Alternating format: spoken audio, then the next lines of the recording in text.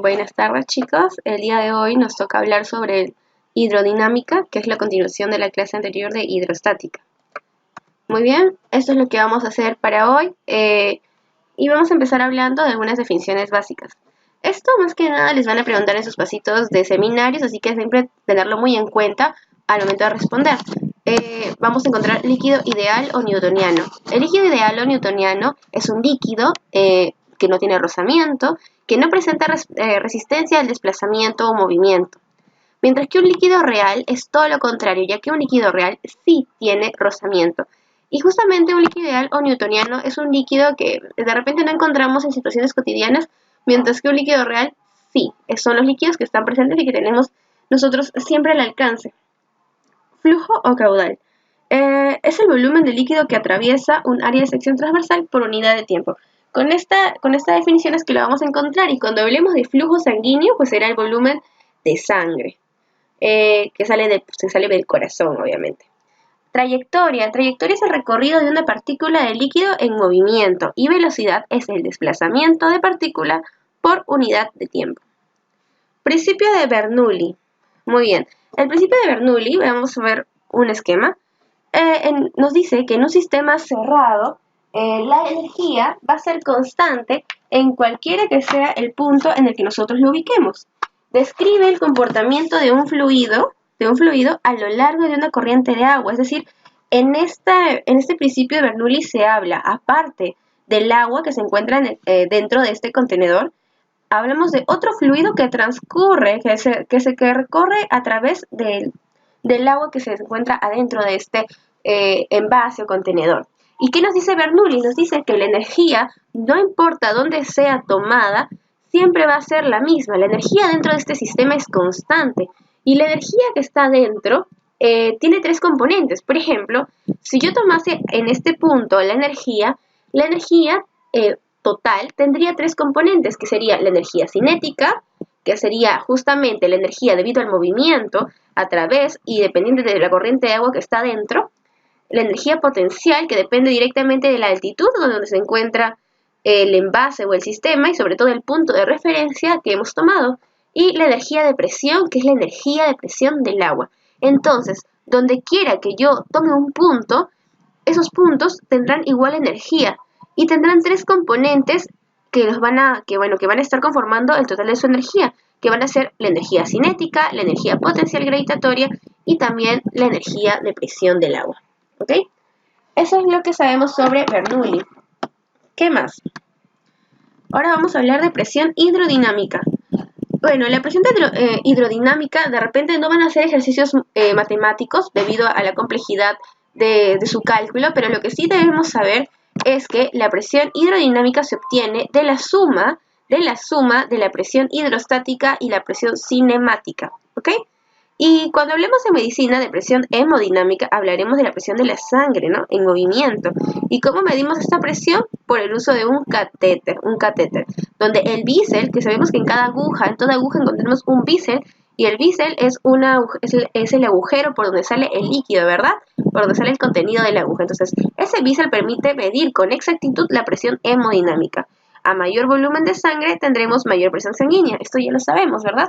A mayor masa de sangre, por lo tanto, mayor fuerza será ejercida sobre las paredes de las arterias. O bueno, sobre los vasos sanguíneos. Muy bien. Estos dos conceptos son realmente muy importantes porque siempre los preguntan y porque están muy relacionados con los líquidos de nuestro cuerpo, que son la viscosidad y la resistencia.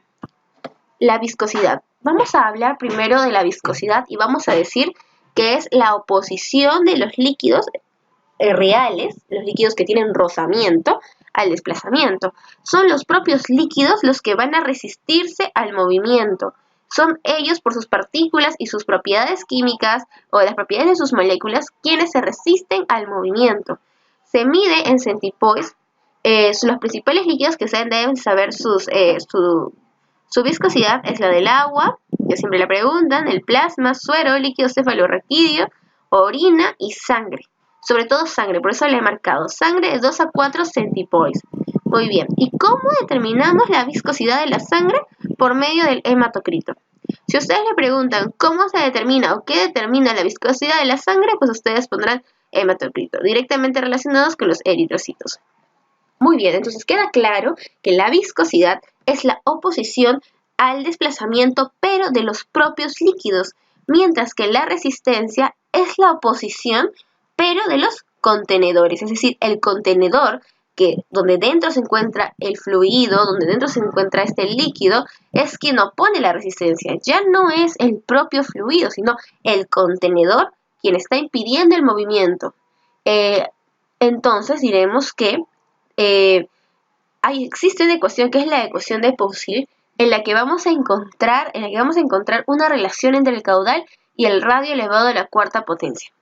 Muy bien, esta ecuación de Poiseuille, cuando ustedes la logren ver en sus separatas, van a ver que es bastante complicada, bastante compleja.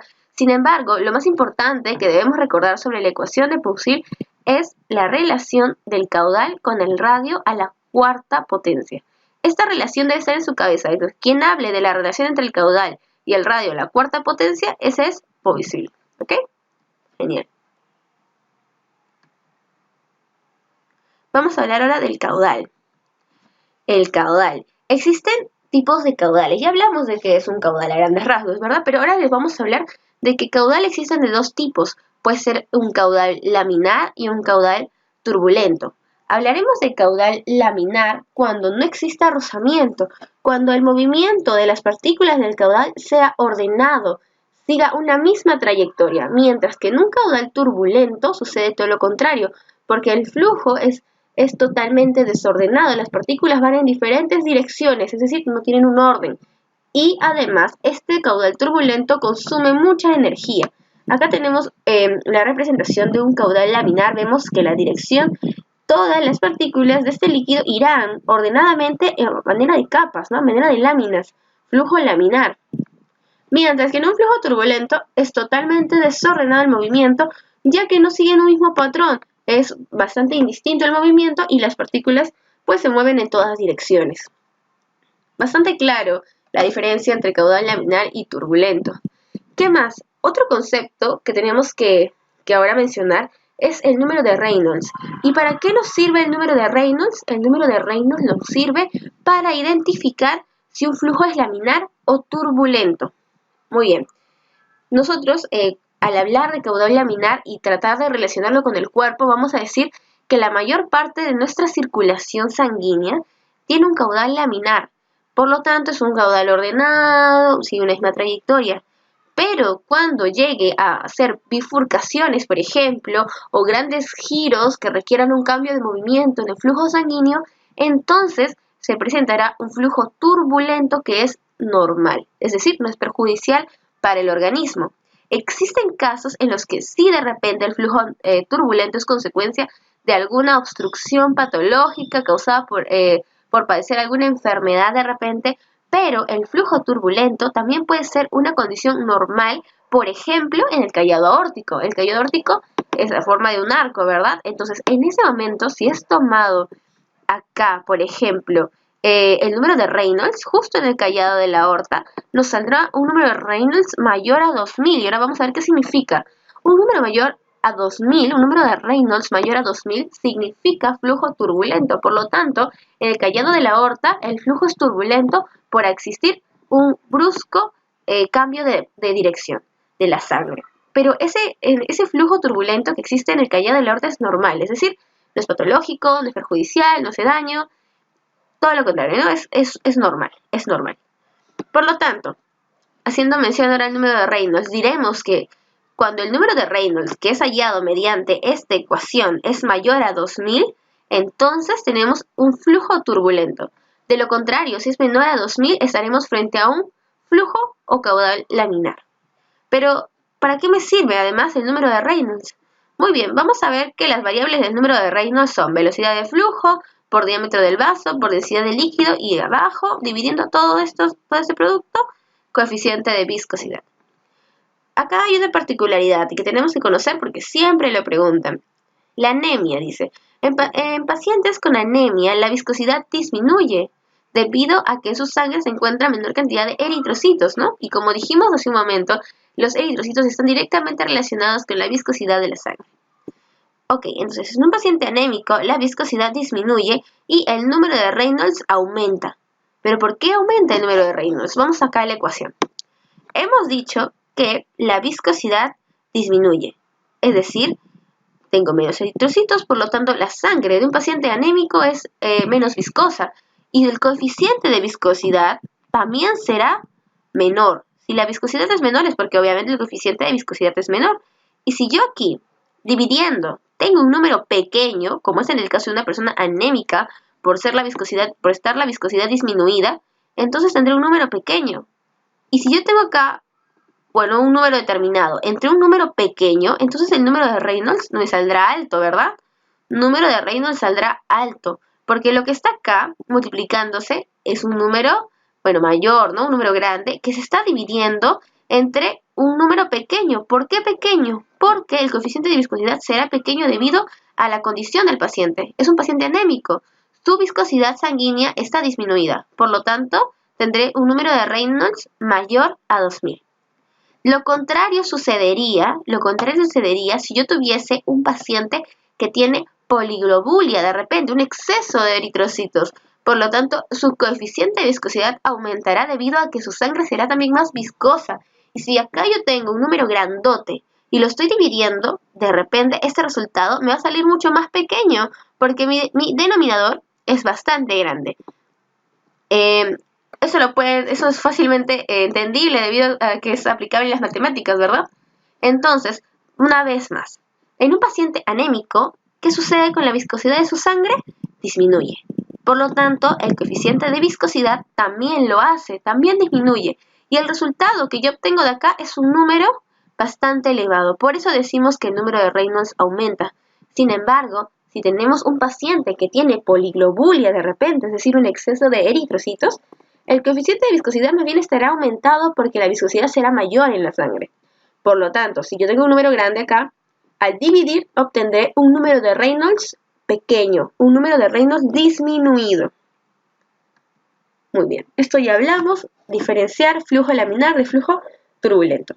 Flujo laminar en la mayor parte de la circulación sanguínea y flujo turbulento durante las bifurcaciones, durante las obstrucciones. ¿Ok?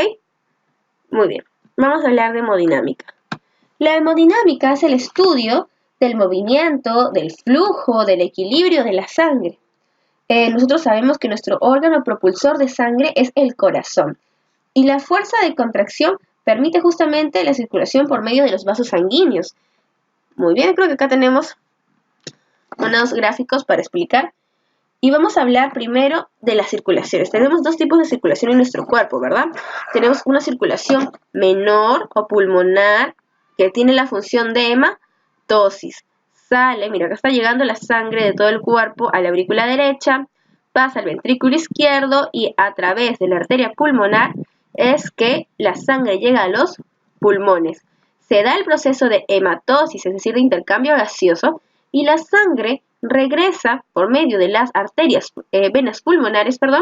por medio de las venas pulmonares ya oxigenada esta sangre, ingresa a la aurícula izquierda, pasa al ventrículo izquierdo y a través de la arteria aorta, esta sangre oxigenada ya por los pulmones irá a todo el cuerpo y finalmente será recogido por las venas, que llevarán de nuevo todo el contenido a través de las venas cavas, ingresarán a la aurícula derecha. Por lo tanto, diremos que la circulación menor o pulmonar está encargada de la hematosis, es decir, la oxigenación de la sangre, el intercambio gaseoso a nivel de ¿qué vasos? De los capilares, de los vasos capilares. Mientras que la circulación mayor o sistémica será la encargada de la distribución a todo el cuerpo de la sangre ya oxigenada, ¿verdad? Muy bien. Ahora, ¿por qué es tan importante la circulación? ¿Cuáles son sus funciones? Muy bien, la circulación tiene tres funciones importantes. La primera es la de transporte. ¿Qué transporta? Transporta gases para la respiración, transporta nutrientes para nuestras células y también transporta excreciones de nuestros tejidos que sirve, bueno, la sangre como medio para llegar finalmente hasta el desecho, ¿verdad? Entonces, la sangre no solo recoge nutrientes, no solo tiene gases para la respiración, sino también excretas. Bueno, La segunda función, aparte del transporte, es la de regulación, a la que también vamos a denominar homeostática. Regulación o homeostática, que está mediada a través del transporte de hormonas y de la termorregulación. En la clase de termodinámica nosotros hablamos de cómo es que la dilatación de los vasos sanguíneos ayuda a la liberación de calor y la vasoconstricción conserva más bien el calor. Luego tenemos la tercera función, que es una función de protección a través de dos componentes. Una función protectora inmune a través de las células inmunitarias, nuestros leucocitos, que van a ser transportados por la sangre hasta llegar a la zona que sea necesaria.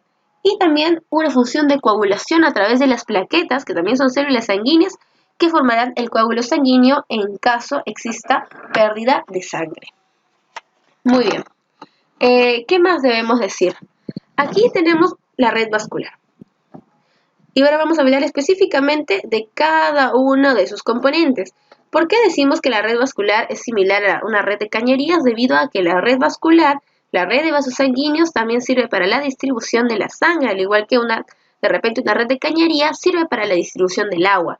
Muy bien, vamos a empezar hablando de las arterias. Las arterias son vasos de distribución, ya lo dijimos, vasos de distribución, paredes gruesas, músculo liso especializado para la contracción y transporte del agua, ¿verdad? Perdón, de la sangre a todos los tejidos. Por medio y a través de las arterias es que la sangre corre a grandes velocidades. Corre a grandes velocidades porque, por ser un vaso de distribución, la sangre debe llegar rápidamente hacia los tejidos. ¿Qué sucede con las arteriolas? Las arteriolas se les denomina los vasos de mayor resistencia debido al cambio brusco de calibre que existe entre una arteriola y un capilar, que es la siguiente que vamos a encontrar. Por lo tanto, los vasos que ejerzan mayor resistencia siempre son las arteriolas. Eso no olvidarlo porque pueden pasar pregunta de examen. Las arteriolas. ¿Por qué es importante, o qué son importantes los capilares? Los capilares, también denominados, nos van a preguntar así: ¿cuáles son los vasos de mayor área de sección transversal total? Muy bien, los vasos de mayor área de sección transversal total. Área de sección transversal total. Total quiere decir cuánto mide, esto sería un área de sección transversal, total, o sea, todo. Muy bien. Nosotros diremos que el área de sección, el diámetro de repente de una arteria, como es la aorta, podría ser 2.5 centímetros, mientras que la vena cava sería, por ejemplo, 8 centímetros. Entonces existe realmente una diferencia y nosotros podríamos pensar que son las venas las que tienen mayor área de sección transversal y no es así. Los que tienen mayor área de sección transversal total son los capilares, ¿ok? Los capilares tienen mayor área de sección transversal, porque se tomó en cuenta todos los capilares, el área de sección transversal de todos los capilares de nuestro cuerpo y se determinó que son los que tienen mayor área de sección transversal. Entonces, en todo caso que les preguntaran cuáles son los vasos que tienen mayor área de sección transversal, esos son los capilares. Las venas, por último, diremos que son vasos de capacitancia. Ya dijimos la clase pasada, que las venas, por ser vasos de capacitancia, tienen la mayor cantidad de volumen, ¿verdad? Transportan mayor cantidad de volumen. Hablamos de un 75%. Muy bien. Regresemos a lo nuestro. Hablamos que la hemodinámica estudiaba la sangre en movimiento y ahora, flujo o caudal sanguíneo. Ya definimos flujo o caudal a manera general, pero ahora sanguíneo. ¿Qué quiere decir? Es el volumen el volumen de sangre que sale del corazón en un minuto. Lo normal, eso le pueden preguntar, 5 litros por minuto. 5 litros por minuto. Muy bien. Y aquí tenemos a los vasos principales. Acá algunos vasos, ¿no? Con sus características para que ustedes puedan ya repasarlo, pero es lo que ya mencionamos. Arterias, vasos de distribución, de transporte, menor área de sección transversal, les dije menor área de sección transversal, mayor velocidad.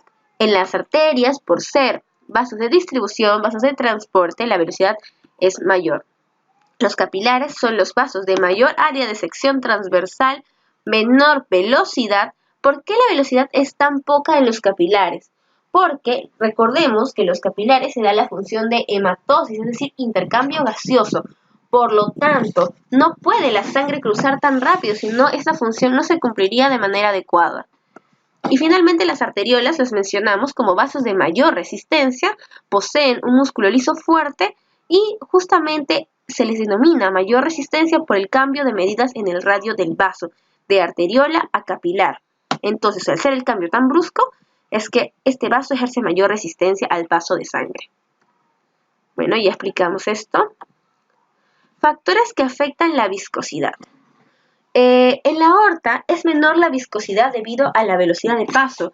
Recordemos una vez más que en la aorta la sangre pasa rápidamente. La viscosidad detectada por las paredes no es la del plasma, es la del plasma y no la de los eritrocitos. El eritrocito pasa por el eje central y no rozan las paredes. ¿Qué se refiere? Bueno, acá esto es una representación en la que más o menos quiero explicar cómo es esto de la viscosidad. Imaginemos que tenemos aquí nuestra arteria aorta. Hemos dicho que la sangre pasa a grandes velocidades a través de las arterias, por ser vasos de distribución. Los eritrocitos que transcurran por la sangre pasarán tan rápido, pero tan rápido, que se acumularán en el centro y las paredes arteriales no chocarán con los eritrocitos, ¿no? Entonces, los eritrocitos pasarán por un eje central. Pasarán por un eje central sin chocar con las paredes arteriales. Entonces, ¿quién choca con las paredes arteriales? El plasma sanguíneo. Y el plasma sanguíneo tiene mucha menor viscosidad que los eritrocitos, ¿verdad? Por lo tanto, en una arteria, ¿por qué la viscosidad es menor?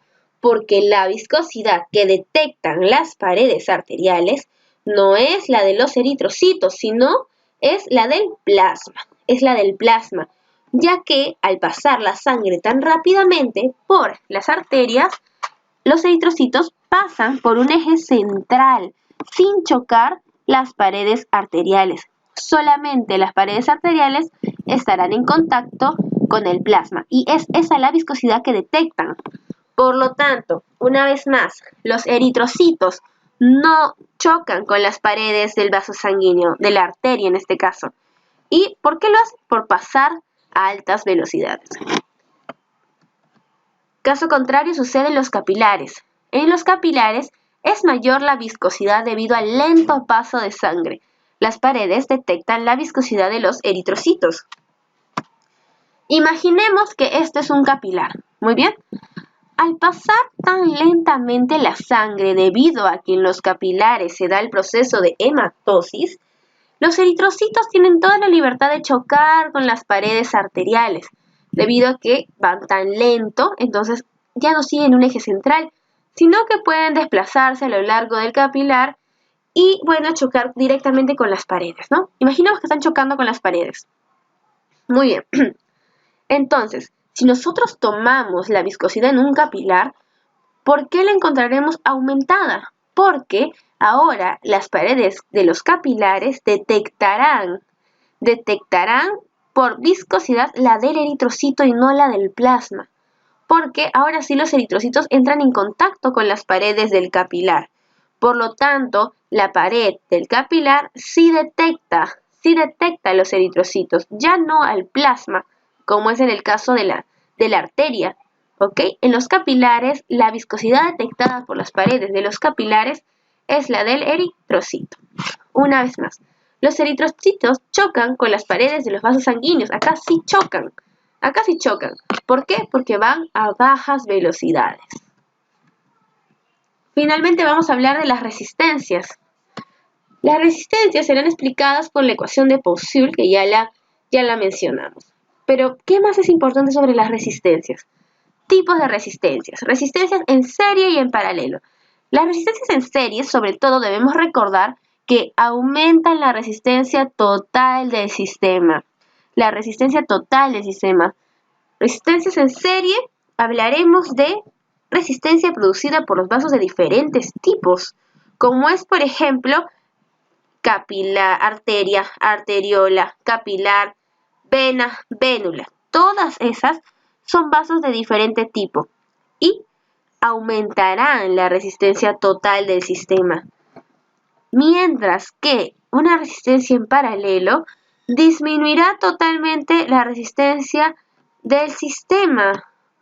La resistencia en paralelo es una resistencia producida por vasos del mismo tipo. Acá vemos, por ejemplo, podría ser un capilar, otro capilar, otro capilar, otro capilar. La resistencia es en paralelo y la resistencia total del sistema se verá disminuida. Mientras que en una resistencia en serie vemos que se da entre vasos de diferente tipo. Puede ser una arteria, una arteriola, un capilar. Ya. Todas esas resistencias en serie aumentan la resistencia total del sistema. Mientras que una resistencia en paralelo que se da entre resistencias de vasos del mismo tipo, por ejemplo, capilar, capilar, capilar, capilar, disminuirá la resistencia del sistema. Muy bien, resistencias en serie, por ejemplo, ¿dónde nos encontramos? En enfermedad arteriosclerótica y en obstrucción por acumulación de placas, ¿no? Que es parte de la enfermedad arteriosclerótica. Mientras que resistencias en paralelos encontraremos en gestantes y en personas que realizan mucho ejercicio. Bueno, chicos, no olvidar una vez más que lo importante de la ecuación de Poiseuille es la relación entre el caudal y el radio a la cuarta potencia, es decir, el radio a la cuarta. Bueno, chicos, eso es todo. La clase estuvo bastante corta. Espero que les sirvan estos datos puntuales para que al momento de estudiar puedan darse un tiempo también para revisar de repente otros temas, ya que las preguntas van a ser puntuales, ¿no? Y entonces, estudien, chicos. Eso sería todo.